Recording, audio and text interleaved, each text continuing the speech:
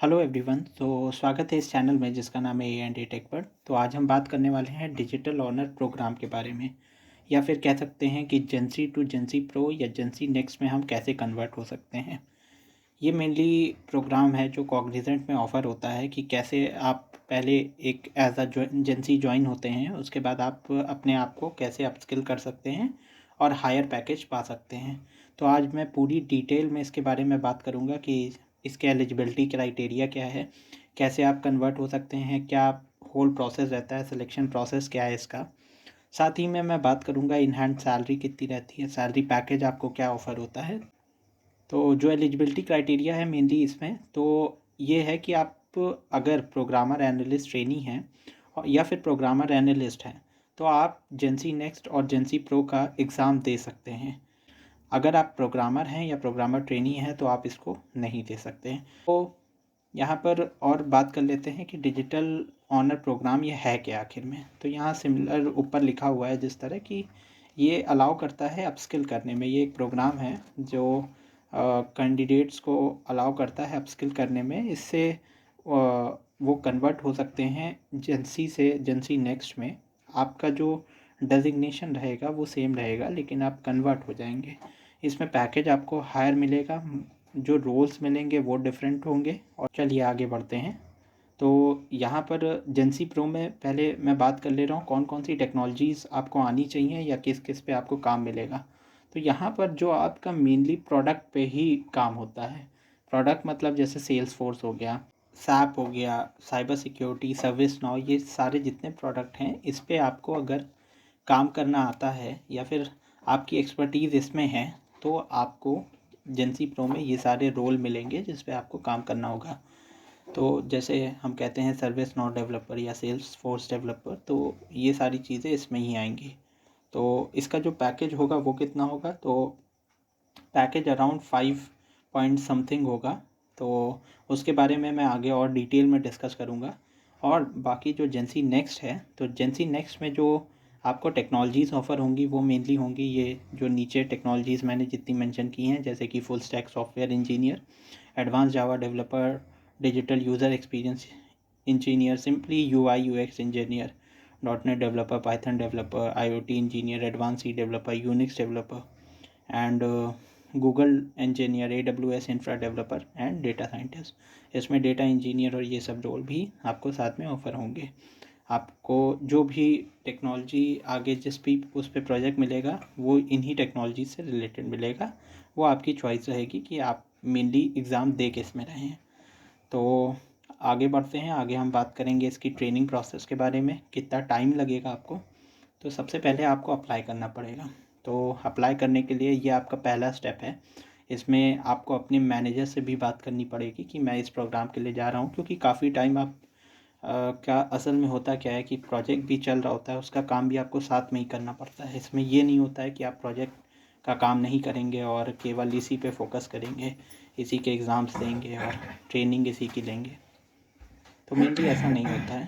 तो यहाँ पर आपको सारी चीज़ें देखनी पड़ेगी और सब साथ में मैनेज करना पड़ेगा, क्योंकि आप जब ये अप्लाई कर रहे होंगे तो एक्चुअल में आप प्रोजेक्ट में होंगे, या फिर हो सकता है आप प्रोग्रामर एनालिस्ट ट्रेनी हों तो वहाँ पर आपकी ट्रेनिंग ही चल रही हो पुरानी वाली। तो यहाँ पर ये सारी चीज़ें देखनी पड़ेंगी आपको। आपको अपने मैनेजर से बात करनी पड़ेगी इस बारे में, या फिर आपका जो भी पॉइंट ऑफ कॉन्टैक्ट होगा उससे बात करनी पड़ेगी। आप अप्लाई करेंगे उसके एक हफ़्ते बाद तो ये रहेगा कि आप पहले आप क्वालिफ़ाई हुए हैं कि नहीं, ये आपका वहाँ पर चेक होगा। तो जैसे ही आप क्वालिफ़ाई करेंगे तो वो जो पूरा प्रोसेस होता है क्वालिफ़िकेशन का, उसमें मेनली पहले आपको क्या होता है कि आप क्वालिफ़ाई करते हैं। क्वालिफ़ाई करना फिर आपका एक तो एग्ज़ाम जो बेसिकली होता है वो मेनली एक कह सकते हैं हैकर पे या हैकर रैंक पे एक सिंपली कोडिंग राउंड होता है, उस राउंड को देना पड़ता है, प्लस आपका एक इंटरव्यू भी होता है छोटा सा। तो ये आपका क्वालिफ़िकेशन क्राइटेरिया हो गया। प्लस आप जो पिछला एलिजिबिलिटी क्राइटेरिया था वो तो अलग है ही है कि आपको मेन प्रोग्रामर एनालिस्ट या programmer analyst trainee with 6 months of experience तो होना ही है।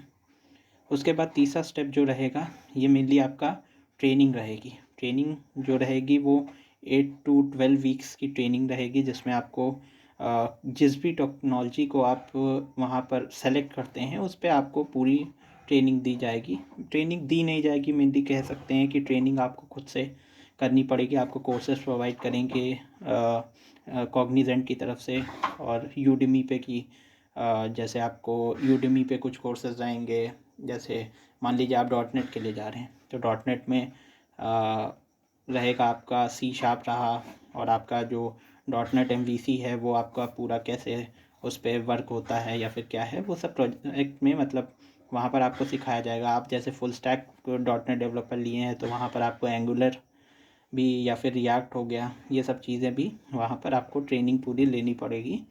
उसके बाद ये ट्रेनिंग 8 to 12 वीक्स तक आप करेंगे मेनली, जिसमें मेनली 2-3 महीने लग जाते हैं। उसके बाद आपका सिलेक्शन प्रोसेस दोबारा होगा।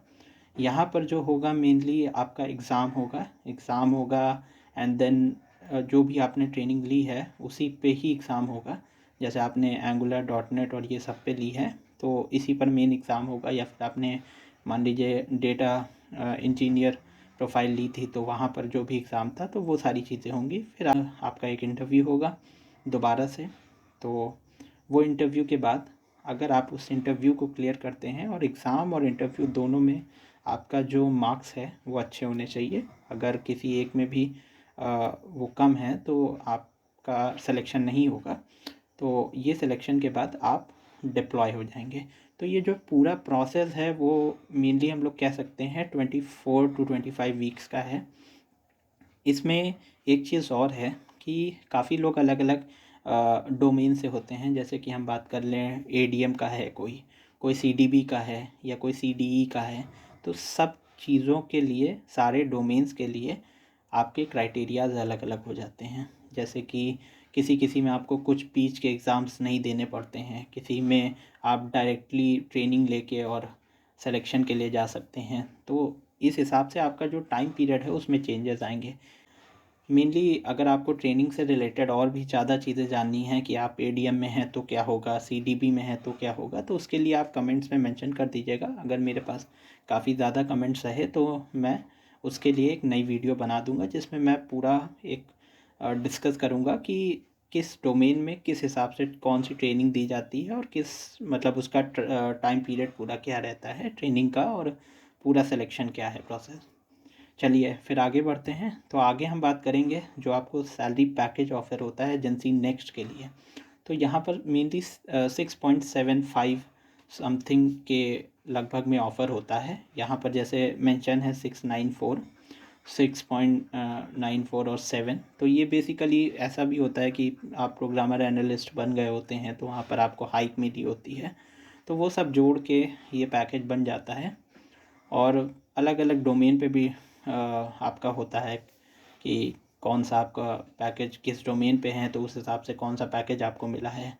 आप एलिवेट में सेलेक्ट हुए थे या फिर सिंपल जेंसी में सेलेक्ट हुए थे, तो ये सब चीज़ों पर भी ये डिपेंड करता है। तो बेसिकली यहाँ पर आप देख सकते हैं बेसिक आपको 19,125 मिलेगी, और जो आपका हाउस रेंटल अलाउंस है वो 11,475, special allowance 17,638 sorry, medical allowance 1,250, and mainly जो आपका बोनस है वो 2,000 का रहेगा अलाउंस। बाकी जो रहे आपके PF जो है 2,295, ये सब है। तो मेनली आपका एक क्वेश्चन और होगा कि यहाँ इन हैंड सैलरी कितनी बनेगी। तो बहुत सिंपल है, यहाँ पर आप अगर आप अपना मेडिकल अलाउंस हटा सकते हैं एंड आप अपना बोनस हटा दीजिए, अपना PF हटा दीजिए, ESI हटा दीजिए, तो ये सब हटाने के बाद जो भी आपका सैलरी होगी वो आपकी नेट सैलरी होगी, या फिर जो आपको इन हैंड सैलरी प्रोवाइड की जाएगी वो होगा। मैं आगे बात करूँगा इन हैंड सैलरी के बारे में भी, नेक्स्ट स्लाइड में बात करता हूँ। तो ये रही इन हैंड सैलरी। तो इन हैंड सैलरी जो आपकी यहाँ पर लिखी हुई है ये देखिए, तो ये है 49,469।